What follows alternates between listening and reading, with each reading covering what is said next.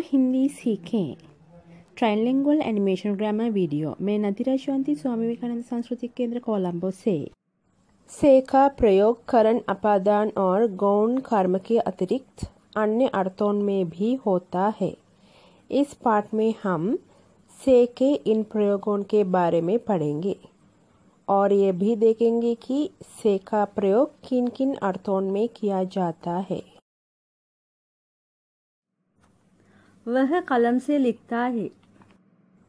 किसी साधन विशेष के द्वारा कार्य संपादित होने के अर्थ को प्रकट करने के लिए साधनवाचक शब्द के बाद से का प्रयोग किया जाता है। यह भी ध्यान दीजिए कि पैदल साधन नहीं है, अतः पैदल के साथ से परसर्ग नहीं लगता। मैंने नौकर से पत्र भिजवाया। प्रेरित कर्ता के साथ द्वितीय प्रेरणार्थक वाक्यों में से का प्रयोग होता है। वे मेरी बात ध्यान से सुन रहे थे। किसी क्रिया की विशेषता बताने वाले रीतिवाचक क्रिया विशेषण के साथ भी प्रयोग किया जाता है। वह बुखार से पीड़ित है। किसी कार्य के कारण सूचक शब्द के साथ से परसर्ग का प्रयोग किया जाता है। मैंने सुना है कि कुछ क्रियाओं के प्राणीवाचक कर्म के साथ से परसर्ग का प्रयोग होता है। हाँ, बोलना, पूछना, मिलना, लड़ना, कहना, बात करना आदि क्रियाओं के साथ से परसर्ग का प्रयोग होता है।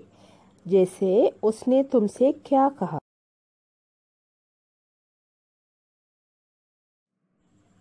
मोहन सोहन से तेज भागता है।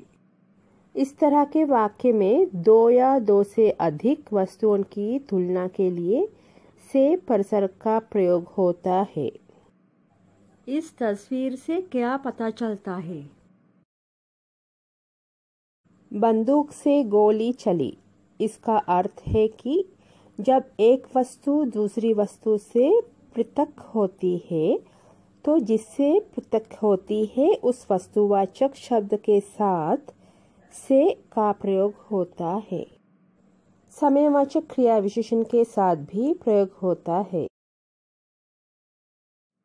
जैसे वो कल से परेशान है।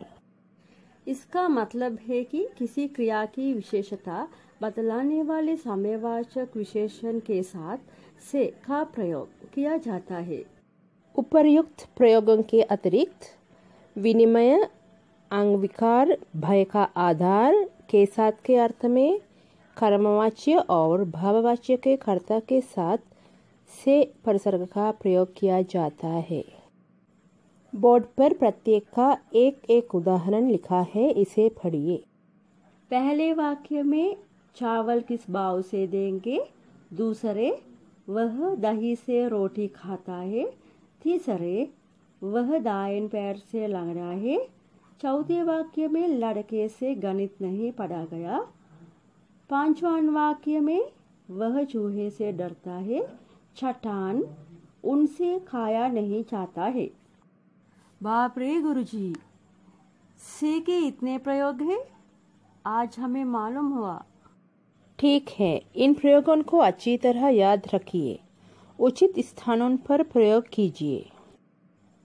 जी अच्छा गुरुजी, आज के गृह कार्य के लिए हम क्या लिखें?